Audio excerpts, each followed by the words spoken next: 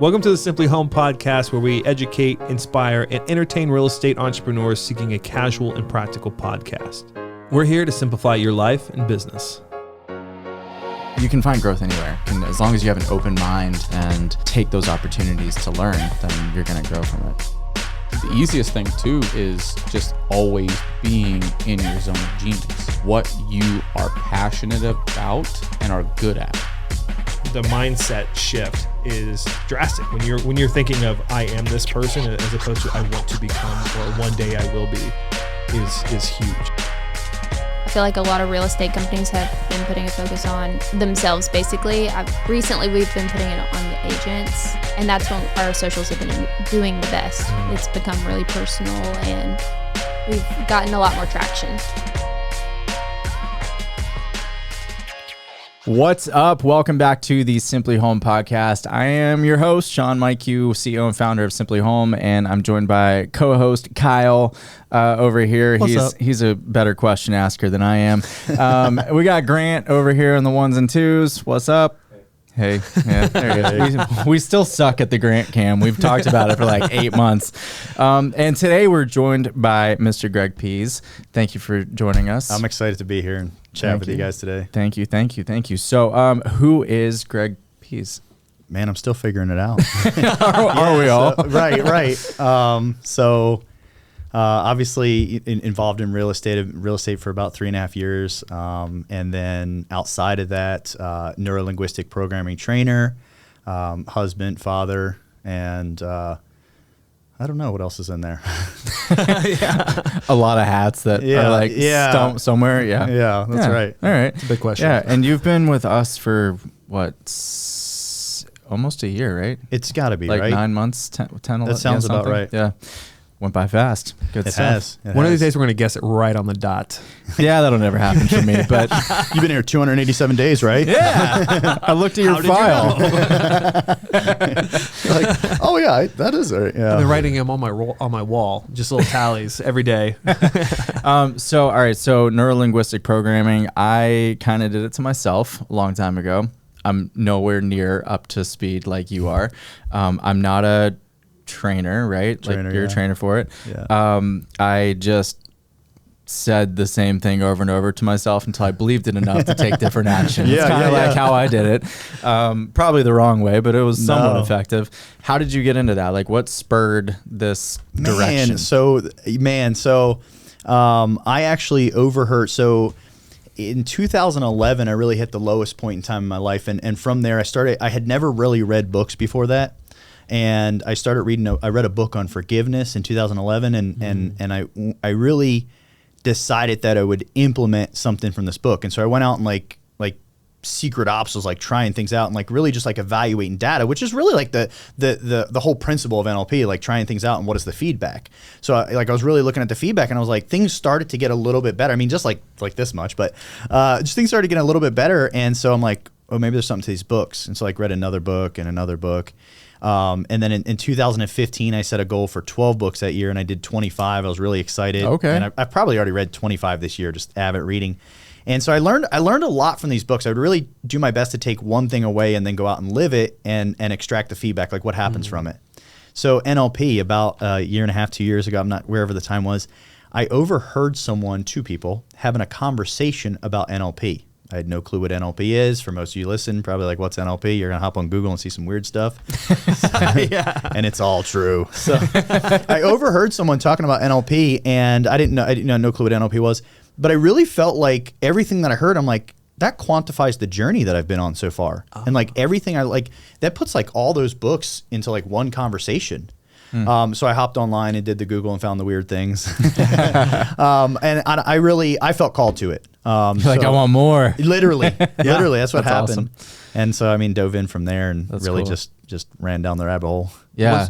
Was there like what for you early on in your NLP journey, what was like the first thing that you're like, oh, this makes a huge difference? I know you said like, every little thing now and then. What was that moment when you're like, oh, this can help me exponentially later on in life? Was there a moment? Was there like I don't want to say trick because it's not a trick. It's more based on science. But like, what was maybe a habit or Yeah. like something that you practice that had a big effect? Yeah, and a couple. But if I condense it, I would say really integrating. We all nod our head, that we are at cause for everything going on. But like really integrating that. I had a conversation with a guy the other day, and he recently had seen some success in insurance business, and recently seen some success. And prior to that, he just got in the industry, so struggle along. It's hard to get in any of these industries. So struggle along. He calls me up and he's like, man, it's success, da da da. And he played it as if like, I'm so glad like he got lucky or something. And I was like, no. I said, when you were not having success, it was your fault. The success you just had was your fault. Ooh, you created that success. You can and will go out and create it again if you want.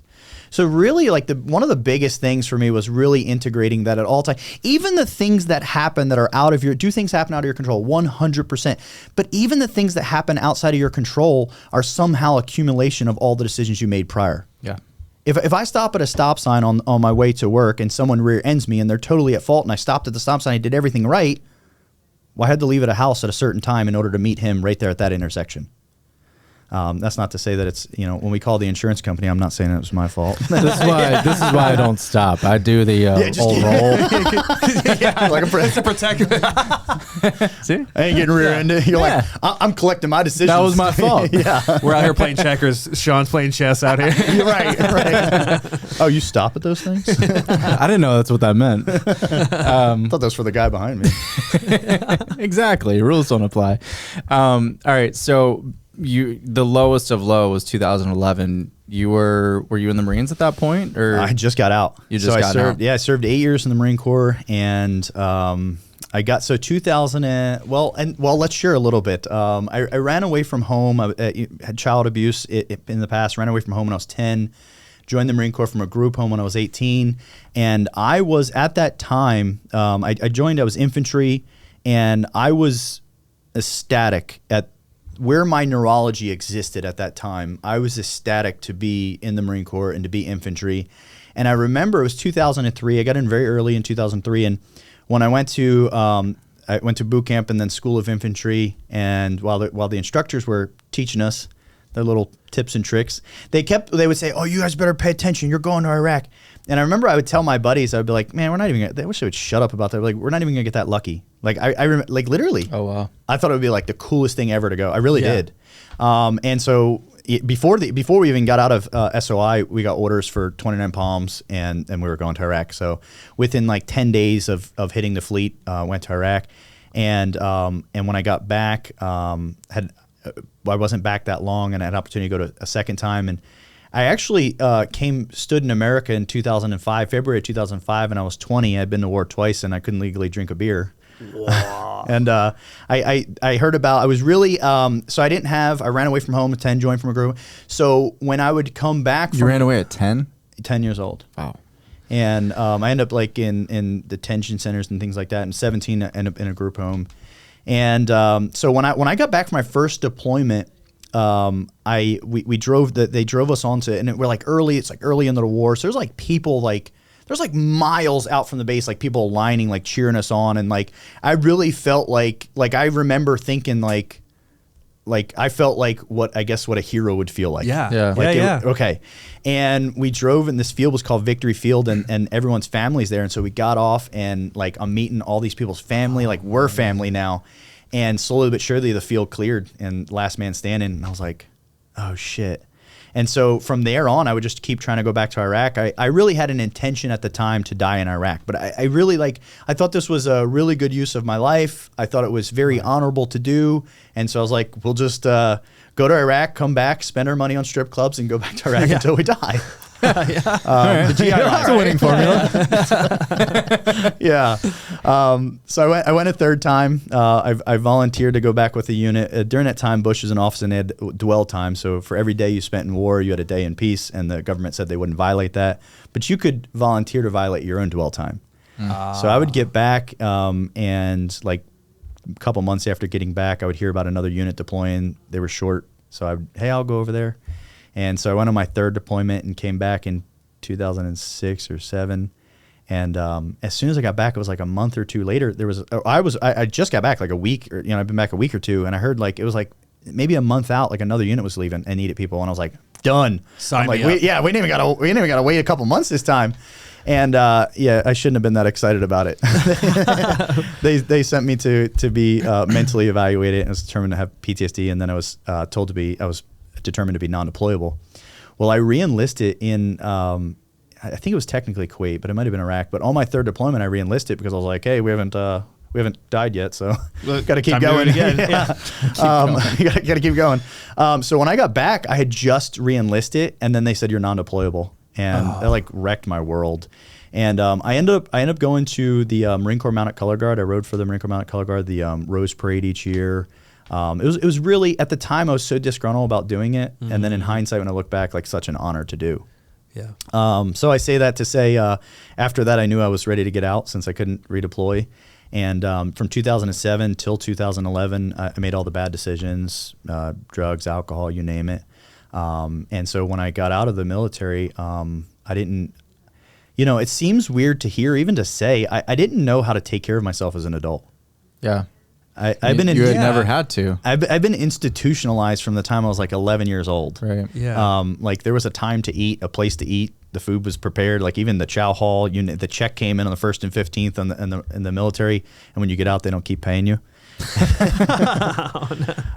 So I really hit a low point. I had an eviction notice. I was in a studio. I had an eviction notice. I had no utilities. I didn't have a job. I really was just lost. And so I contemplated suicide. And I remember actually visualizing, like thinking to myself, like, can you actually do this? And I was like, okay, well, let's like visualize the whole setting. And so I did, and I felt congruent that I could actually do it.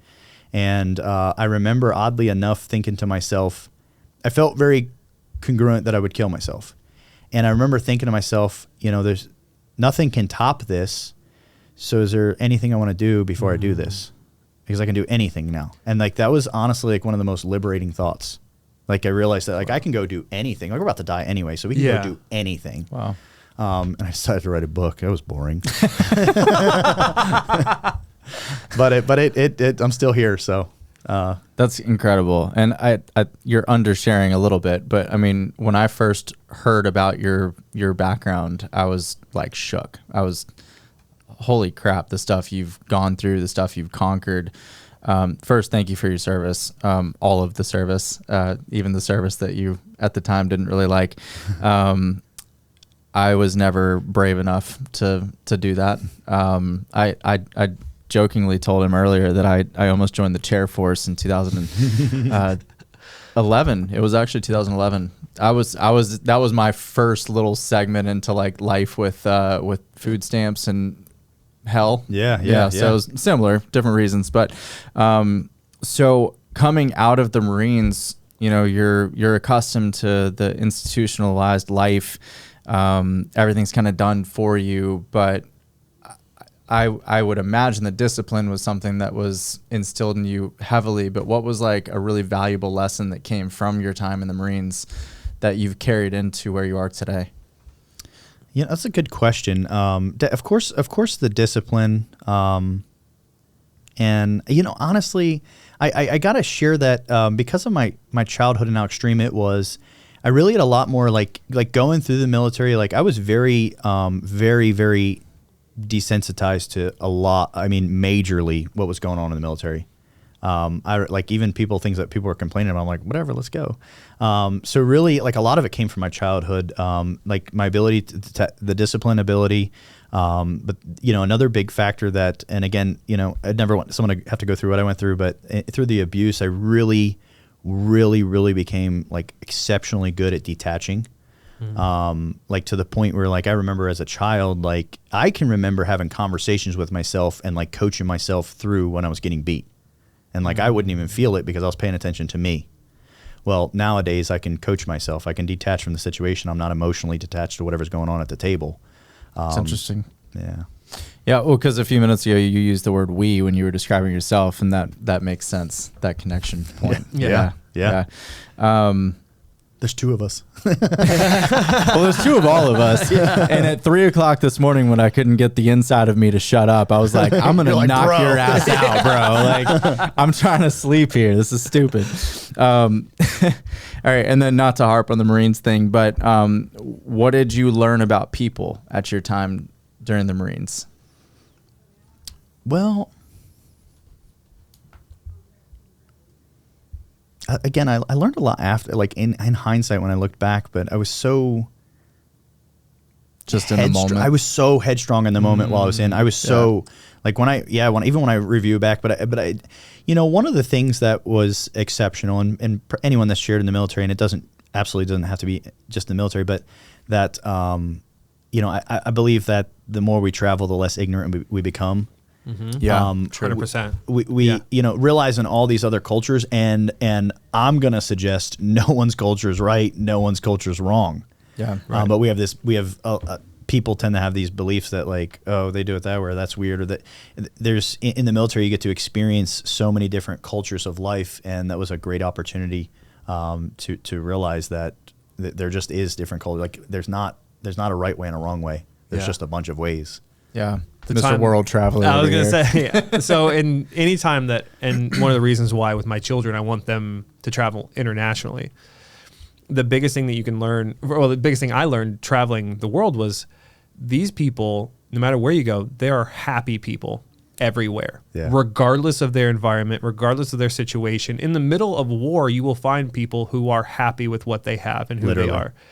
In that perspective, I'm getting chills thinking, like literally getting chills thinking about, like, no matter where you are in life, just know that you can find happiness in that moment and in that time. Absolutely. So I thought I think that's really cool about, that's the thing I think is really cool about traveling internationally, or even in the country. I mean, you can travel anywhere in this country and find, you know, different culture. Yeah, exactly. Correct. I mean, but when you really get to experience other countries, that's when it really starts to change. And the things that we think are important, or we start realizing that, which a whole nother rabbit hole of conversation, but how crazy it, like our lower class walks around with $1,200 computers that we call iPhones. Mm-hmm. That's crazy. Yeah. Perspective. Yeah. And they'll pay the cell phone bill or the electric bill.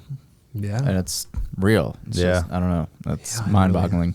Yeah. But by God, if you don't like my stuff as many times as I expect, I'm going to pitch a fit. Yeah, right. So please like my stuff. No, I'm kidding. I need it. Well, so one of the things, you came in and you did a live training with us. So we have in this very studio, we did a live stream training. You were one of the first. You were one of the guinea pigs. Were you the first? Yeah. Maybe so. I think so. Because he killed it. And he set a really high bar. 100%. I remember sitting with you afterwards and just like question after question after question, because what you were talking about. And one of the things, I believe you did it in this live training, where you talked about getting to your why, or maybe it was asking the question why. I want to do this because I want this. Well, why do you want that? Yeah. And correct me if I'm wrong, but like, what was that exercise? Can you explain that a little bit? 'Cause I feel Absolutely. Yeah, this is huge. I talk about this all the time to people. So most of us set goals. So I want to say that it's okay to set financial goals, and you should set financial goals.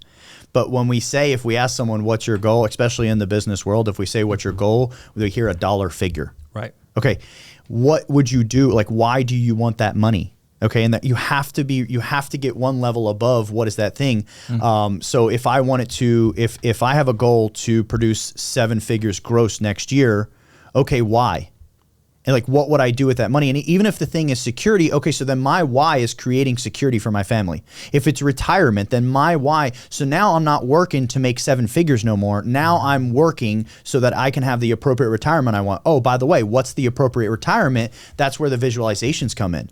And when we talk about visualizations, like we can start getting, we can take deep dive on that, but just skimming the water, real simply. What does a win look like for you? If you don't know what a win looks like for you, then you're hoping to get lucky, and we all know hope's not a strategy. Furthermore, if anyone that doesn't know what a win looks like for them right now, if you're listening, you're like, well, I don't know. Think about, like, what does a successful win look like? In 5 years, what should your life look like? And you're like, I'm not sure. Well, if I asked you what you didn't want, you'd start rambling it off. And this is where we start creating our reality with the things that we don't want. We have no clue what it even looks like for what we want or for how we could possibly win, other than I want money. Stop saying you want money. You can have plenty of money, but what would you do with the money? Just figure out what you would do with it, and that becomes the greater why, and it'll suck you through. About to hire this guy to coach me. I love it, man. Lord. All right. Take why further. I'm over here like, all right. What is my secondary? I don't know. Great question. On that same time frame, you recommended a book, and you said this is not a book that you read from start to finish. This is a book that you read as a resource. Yeah. And so I bought that book, and I've used it as a resource. I go to the index and I find a topic, and then I'll go through. Also, knowing that the strategies in this book are very very complex, and it's the reason why you are a certified trainer with timeline therapy. Correct. So I had a couple questions just based off some of the stuff that I read that I was hoping maybe you could answer or expound upon, or I'd love to flesh it out. So we're all at different phases of our lives, and the best analogy I've heard from this is that when people fall metaphorically in their lives, the depth at which they fall determines the type of injuries, quote unquote, injury, air quotes for people that are just listening. And so that determines the injuries that we sustain when we hit the bottom. So somebody who is starting lower in life, it takes them a lot longer, or maybe they fell further. They have a lot longer. They have a lot more building and healing to do before they can get to where they were, or where quote unquote normal is. So how can somebody who's in that situation, maybe they've just recently fallen, or maybe they're at a point in their life where they feel beaten up and broken, how can someone use NLP or the tools that you have experienced to get some momentum back in the right direction? Yeah. This is a little bit outside the book. I'll get more specific. Yeah. But No, I love it. If you were sitting in front of me, you asked me that question, you're like, here's where I'm at, Greg. The first thing that I'm going to suggest, and for anyone listening, which I'm just doubling down on what I just said, we have to know what a win looks like. That's got to be that first thing. So what are you trying to achieve? And I mean, like, before anything else, there's been studies done with like sports, like athletes, where they took a group and they did 100% physical training. Another group did like 50% physical, 50% visualization. And then another group did 25% physical, 75% visualization. Of course, spoiler alert, the 75% visualization did better. I read an article today about, I don't watch sports, so you guys just go ahead and judge me. But who's the football quarterback? You guys are about to laugh at me. Okay, fine. Tom Brady? Is he the one that has a whole bunch of rings? Who's that? Yeah, Tom Brady has a ton of rings. Okay, so his wife does visualize. So I read an article today how she does visualization exercises, and how he's always it's like a joke in the article how she says like, you're lucky you're married to a witch. Like, obviously it's a joke. Yeah. But the first thing is we have to visualize where it is we're going. I believe that's the very, very first thing is visualize. Cool. The next thing, in NLP, if we were working together, the next thing I want to do is clear out what we call away from energy, and get all of your energy towards energy. So, okay, that's just cool words. Let's talk about it, break it down for a second. Away from energy is, so now you've determined here's where I want to go. So in the next year, I want to have $100,000. Like, I want to do this, I want to do that, I want to do this. So you know where we're heading, right? And now we got to create momentum. So then why do you want to do that? So we get to that next layer, right? Yeah. Well, I asked, obviously real estate team, one of the agents on my team, when I was, why did you join real estate? So I didn't want to be locked into a 9-to-5. Well, that's what they don't want. That's away from energy. The problem with away from energy is energy. Away from energy absolutely provides motivation. Like, someone will work hard to not have to go back to that job. Yeah. The problem with away from energy, and we all know these people, and we see them all the time. It does not matter. It does not matter all the levels. So people with millions, billion, all the levels do it. When we have away from energy, we see people boom and crash. Boom and crash. They take off, like with the away from energy, like they're always the first one to show up. They're the most motivated because they have the biggest reason to get away from this thing. They work the longest hours.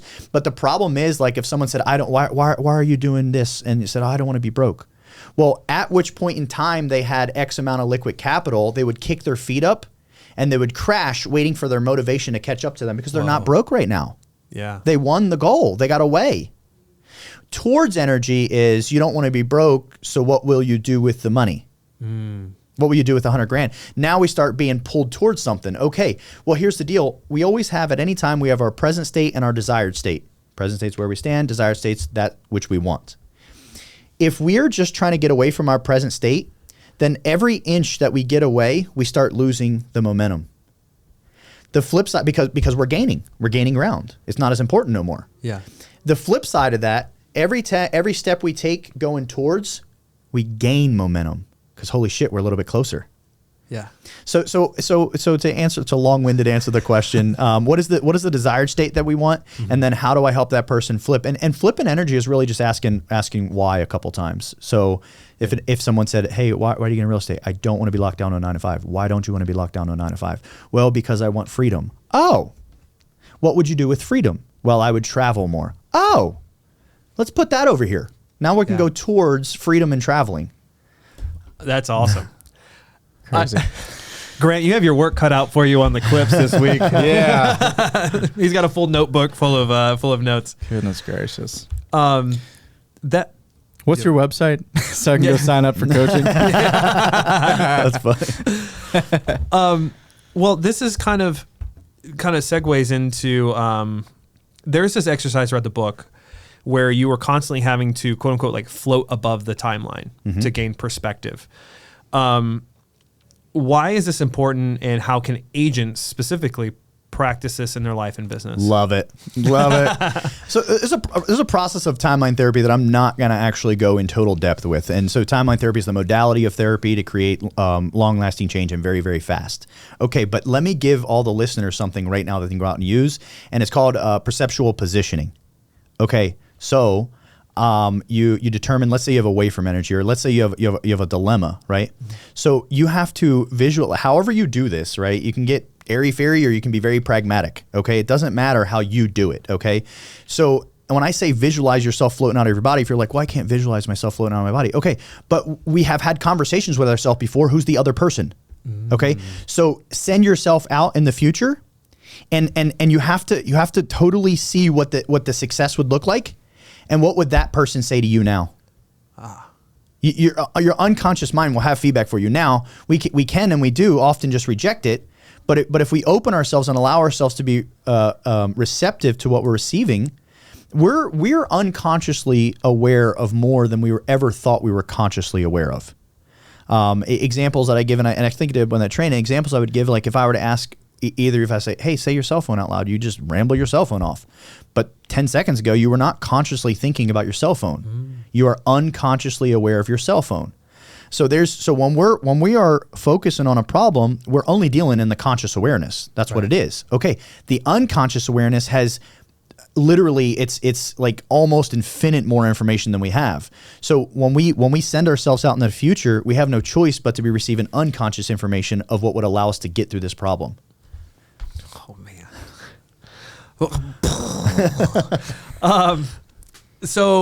I happened to look up, I'm trying to think of where the agents are today. There are a lot of agents out, and Sean, you've said this in the training that you do every Tuesday for newer agents.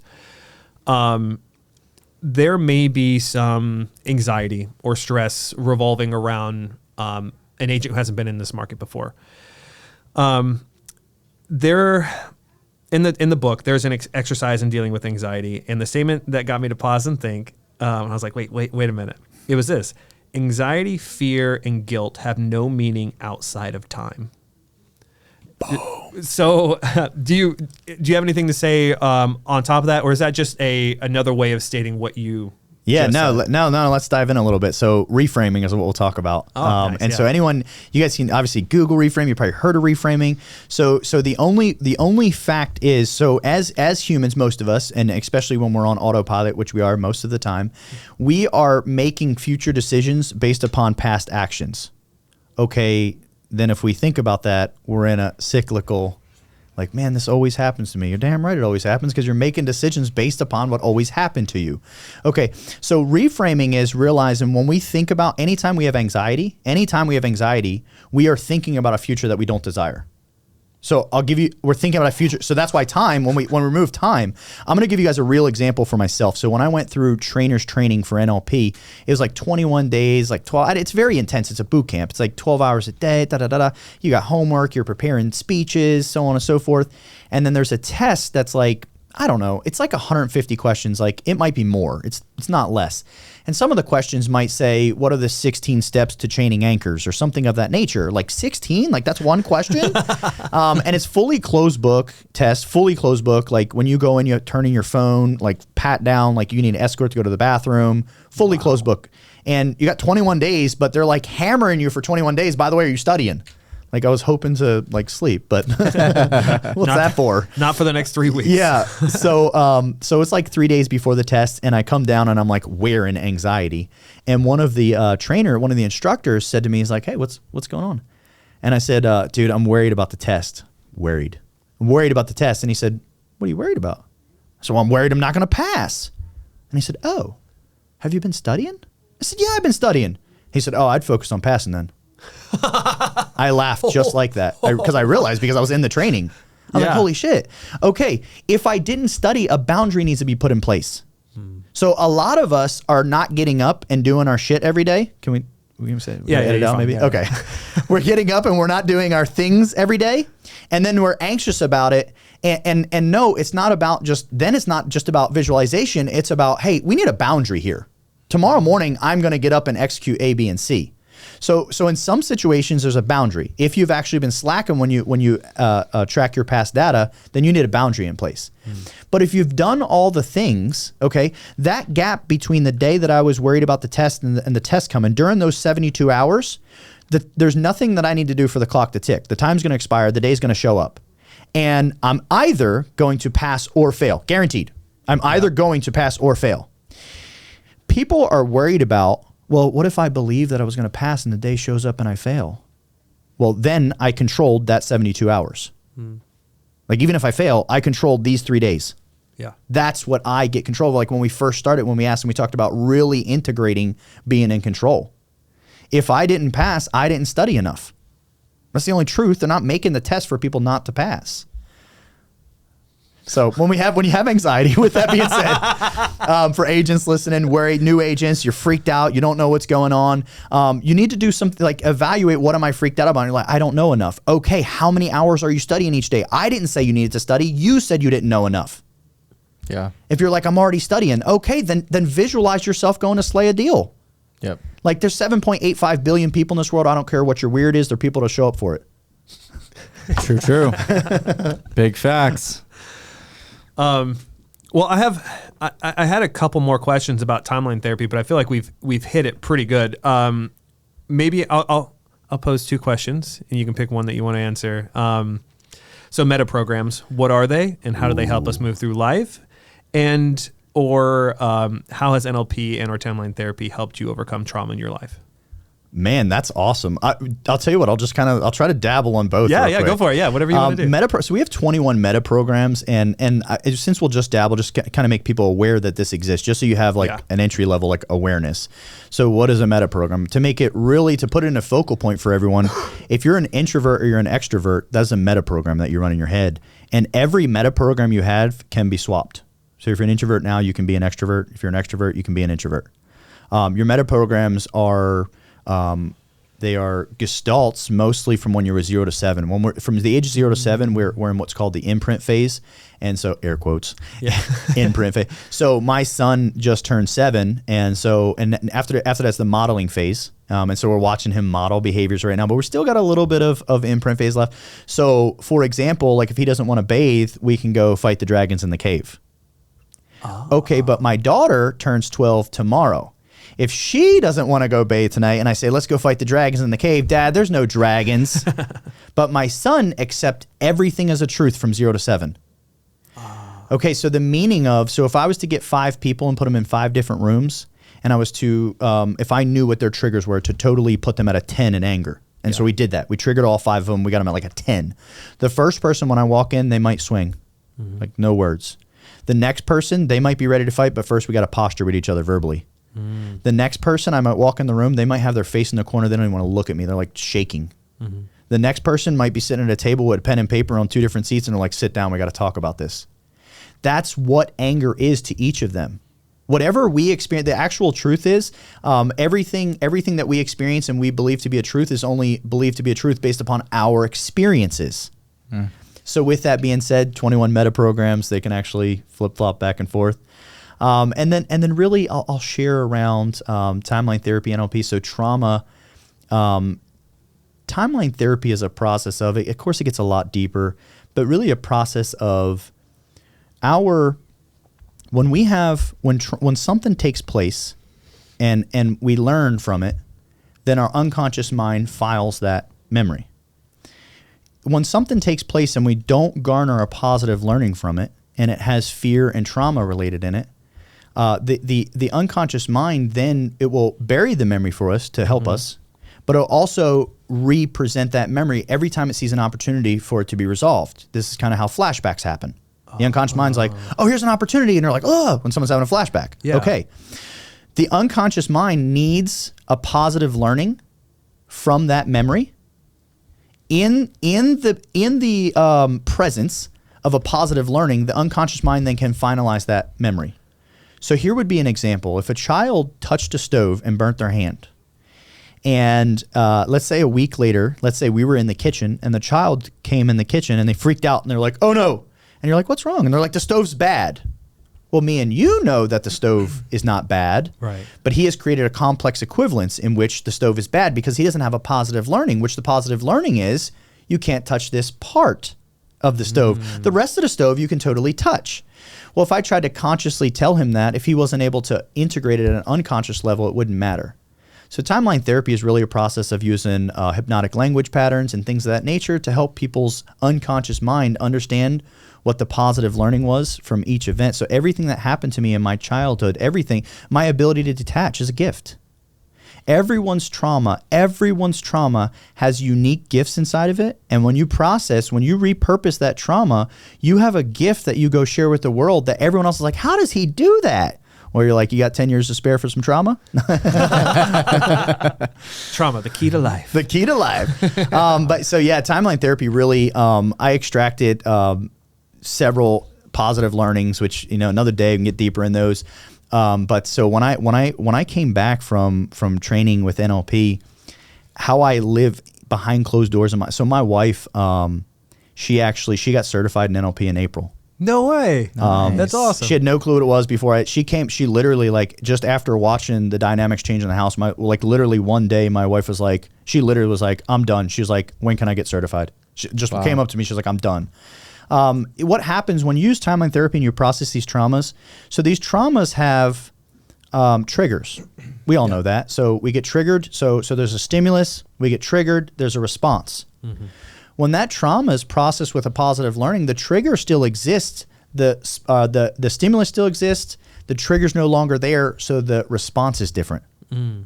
So I operated different in my house, but not because I said I was operating different, not because I was on Facebook looking for likes, but no, I truly was operating different. I mean, how I communicate with my son's a little bit behind developmentally, and like how an example that I share with people. So my wife, she literally, now she knows. So it's really cool. We speak a language. Yeah. But before my wife knew, so my son came up to me and he wanted to play this ring toss game. And I might have shared this one before.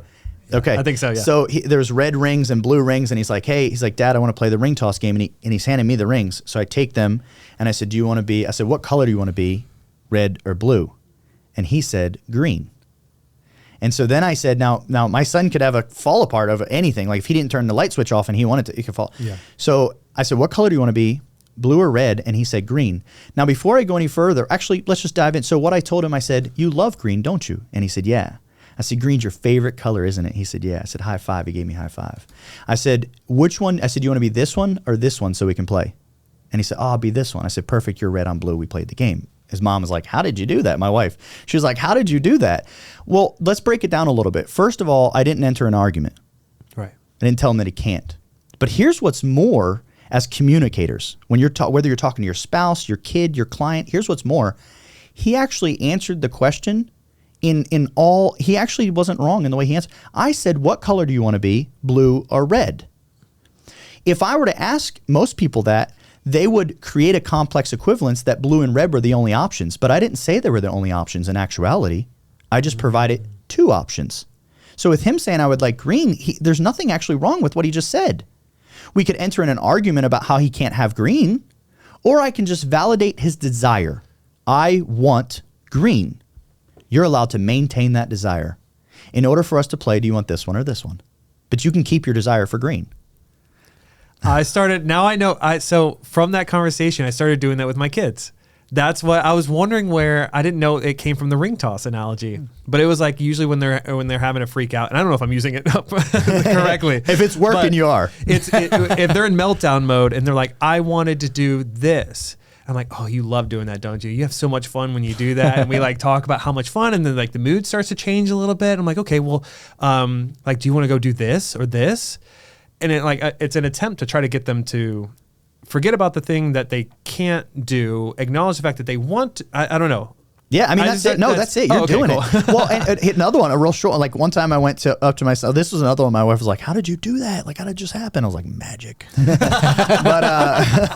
but my son, yeah. I'm a Jedi, yeah, obviously. I'm like, you want. So my son was like, it was time for dinner. I was like, hey, buddy, it's time for dinner. And he's like, he literally just like blurts out. He's like, I want to go outside.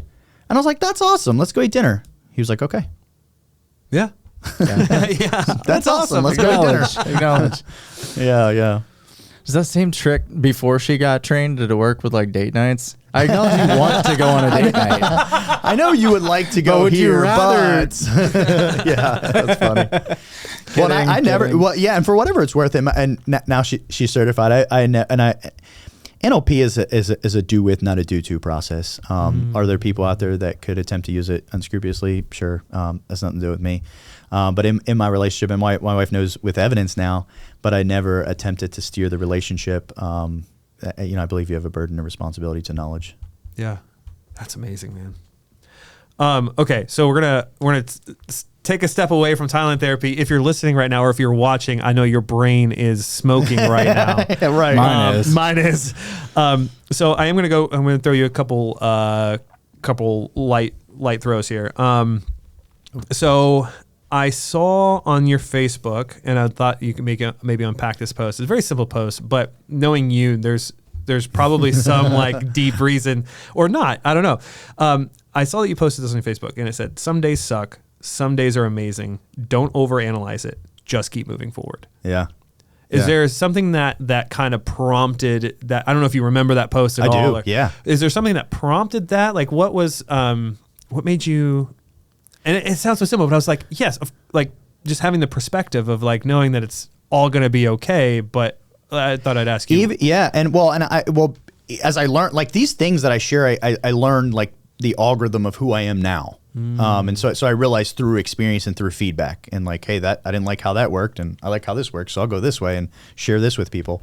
And it says some days suck, some days are great. Even moments.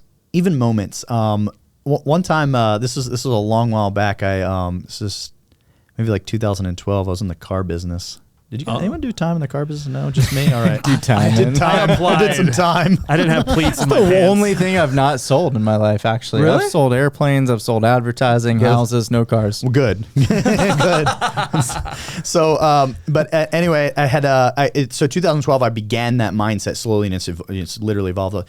One day, I was going in the work, and I spilled coffee like straight down me, and like so I had decent clothes on. And I immediately, all the thoughts you have, like, oh man, all the thoughts, right? And so I immediately reframed. We talked about that. Immediately reframed. I'm like, just suggested like to myself, what was the positive outcome? I'm at work. I have coffee, like it's dried, but it's like clearly visible. It's like all down my front. And this lady comes, and she's driving around the lot, and I'm like doing the whole car sales. Yeah. Wait. Don't you want to see my flyer? She's just kind of like casual, like halfway entertaining me, but driving a little bit faster when I'm walking, trying to get away. And but she tells me, she says, "Oh no," she says, I offer to get out, like check out a car or something of that nature. And she said, "Oh no, I'm still wearing my pajamas. I said, ma'am, I'm wearing my breakfast." She got out and bought a car. What? She got out and bought a car. So my point being is that I'm not telling you to not to analyze when bad things happen, but we overanalyze every bad thing that's happening. I am part of your reality. You're part of my reality. We exist together. Like the guy that rear-ended. That didn't happen. Let me reject that. Actually, I don't want that in my reality. If that were to be a reality, we then try to like overanalyze. Oh, should I have left 2 minutes earlier? Should I have said this? Should I have done that? Okay, what is now occupying your life? If that's your focus, that's going to start becoming your reality. So I didn't say not to analyze, if you're not doing your tasks in the morning, if you're not doing A, B, and C, you might want to analyze why it's not being done. Right. But if something happens haywire in the middle of the day, like, welcome to life. Yeah. So what? Yeah, it's an easy trap to fall into. Yeah. From any level or perspective. You can be a realtor, you can run a company, you can do any of these things, and you'll hear like one little piece of feedback and you start over analyzing. Well, wait, like the thing I shared with you earlier, like, wait, am I not allowed to speak at all lest my words be taken completely out of context and spun back at me? Should I have handled this differently or that differently? And then you start changing your operations in accordance with that. And ultimately that was other people's reality. Yeah. That was just being projected at the time. And so what? It's okay. Yeah. We're projecting our reality. Other people are projecting theirs. So what? Yeah. Just project positivity stronger, preferably, right? Yeah. Well, there's I don't know if I've asked you about this, but do you know who Jordan Peterson is? He's a clinical psychologist. He wrote 12 Rules for Life, Beyond Order or Beyond I don't Chaos. think something so, but it sounds like something I need to read. It's incredibly fascinating. So Carl Jung is his inspiration. Anyway. So one of the things that he always talks about is the fact that we tend to treat ourselves as a tyrant treats his people. And that's the way we treat ourselves. Oh, for sure. And the question is like, would you ever treat anyone else that way? Oh my gosh. And most of the time, if you're a sane person, it's no. No.